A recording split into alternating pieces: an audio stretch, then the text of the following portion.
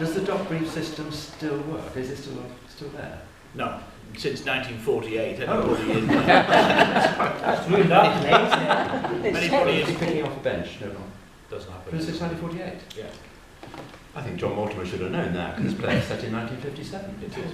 Actually, I'm not doing it anymore. Yes, but because Morgan Hall lives in the past, doesn't he? He's just... That's true. Perhaps he's just been sitting there since 1948. Probably. And reform. The other thing that I think would be interesting to discuss is the comparison between fictional courtroom dramas and real courtroom dramas. Is there any relationship between, say, I don't know, Silk, which is the most recent, I suppose, and the reality of it? There's a bit of a wry smile on your face there. If you want the honest truth? Yeah, the honest No. truth. None at all. None at all. Silk is probably about as far away from real life as possible. In what respect?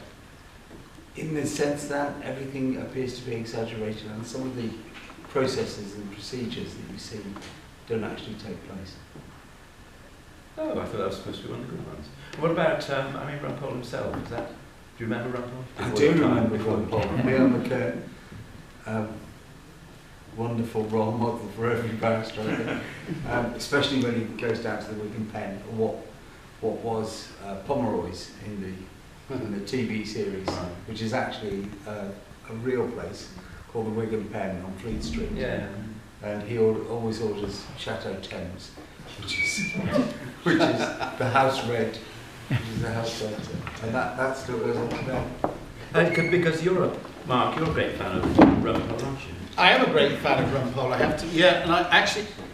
It's got nothing to do with this, but I know Leo McKern's daughter, so... Whose daughter? Leo McKern. Who's he? Never mind, Val, you'll find out. Yes, I am a fan. I used to love it, and in fact, it's very interesting because sometimes I do some role play at the London Law School where they train young barristers to get their silks or whatever you can call it. Tweedy would get a job there. Oh, definite, absolutely definite. But it is amazing. They bring in a lot of barristers from different countries, hoping to be able to qualify here. But they aren't, on the whole, very good. But when you see a proper barrister stand up and actually say and conduct the case, because I do sort of reenactments of cases and I'd be a witness or whatever I am, and you see a proper barrister stand up, they are incredibly clever and they're able to twist anything you say instantly, or they'll just keep you talking and then repeat it all back in a different way but trap you. No, I'm full of admiration. I had the lights didn't work properly and I had no insurance on the car and I got away with all of it. How? Well, I don't know, it just... Did you went to court with it? Yeah, and it just kind of turned into a bit of a performance. And they were all laughing, and then they went out to make the decision, and I hate. When was it? Was this recently? That was about 5 years ago. So you were Tweedy then? Yeah, I had no There's idea. no plea, is it? On a section of the Branches Road Traffic Act. Exactly. Well, my barrister got me Because his barrister, they thought, wasn't up to it and wasn't doing enough for the lad. And in fact, the judge was helping more than anything else. And he had to keep prompting. Does that ever happen? No. Ever come across that? And he said, and so in the end, Rings a bell, though, actually. and in the I end, didn't mean you first. he just said, the jury felt so sorry for the defence. A little, Really? yeah. Your friend was telling me last night. So effectively, the Crown didn't prove his case, so he deserved to get off. Yeah. Deserved to be found not guilty. So I mean, how realistic would be the situation here?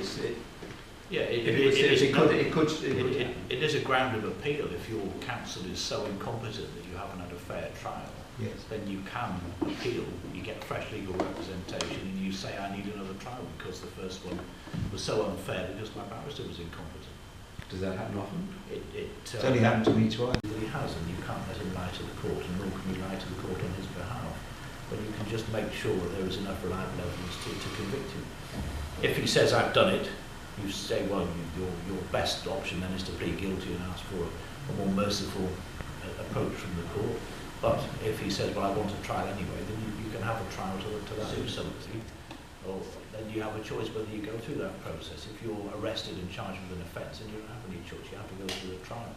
And the quid pro quo of that is that nobody convicts, and sound like a jury speech, nobody convicts anybody of an offence unless they're sure of his guilt. And that's the balance that we get. That's why it is beyond reasonable doubt, because nobody nobody can opt out of a criminal trial if they're charged with an offence. They have to go through with it. But one always thinks that the not guilty is saying, I'm innocent. Not necessarily so. No, but that's what just perhaps a layman would think. A claim of innocence. It just says that the defendant, he may believe himself to be not guilty of proven. Did you plead guilty or not guilty to your caravan offence? Oh, guilty, yeah. But I had a few excuses as well. Mitigating evidence. Yeah. It was a drunken Russians in the back. I think we can open it up. Any questions, either of a legal nature, or of a clowning nature, or of an acting nature? Or of a personal nature. Or yes, personal nature. No. No, okay. Well, must be somebody who'll get the ball rolling. Yes? Do you think a televised trial in any way changes the way that the legal system works? You say that the general public wants sensationalism, and that's probably true. But I don't think it necessarily changes the way the legal system works. I think it changes the perception of the legal system, which is dangerous. Because every man should have the right, as Tweedy did, to plead not guilty or guilty to whatever they face as a charge.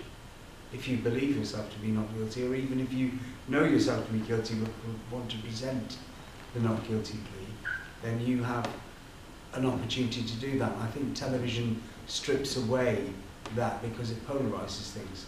It makes it either black or white, and it also makes it about whether you like Tweedy or not, whether you like his face, whether he presents as an attractive character. It shouldn't matter whether he's an attractive character or not, whether he looks the part or not. Television reduces it to image rather than facts. But what about justice being seen to be done? I've got no fear of the trial being televised at all. I just think it would be terribly tedious if you actually sat and watched a complete day of the jury trial. But you say it's his duty to defend, but is it never the case that you would refuse to represent somebody? No, that's not possible. Can't.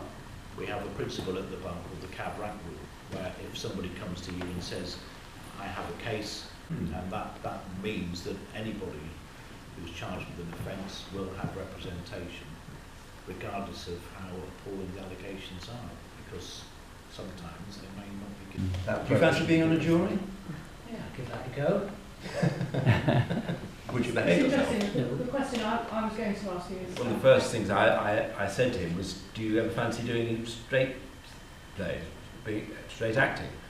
And he said, do you fancy doing Samuel Beckett, which he would be very good. So we've had this thing between us for the last 4 or 5 years, sort of mulling it over quietly. Yeah. And the pantomime here last year, I've known Mark for 4 or 5 years as well. And I don't know, it just sort of gelled, and I said, look, well, let's do it now. Sure we did.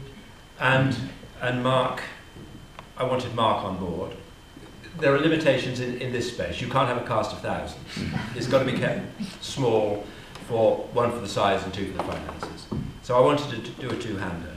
So I had these 2 guys. And there's surprisingly few plays for 2 guys, one is slightly middle-aged, one slightly less than middle-aged. Or very much less than middle-aged. Work out which if you're separate. And it boiled down to 2 plays. There was this one, and there was a play by Edward Albee, who wrote Who's Afraid of Virginia Woolf, called Zoo Story. And for a time, Zoo's story was in the running, because we Yeah. all thought that Zoo's story it wasn't a comedy. And we thought that would be a really good one to go with.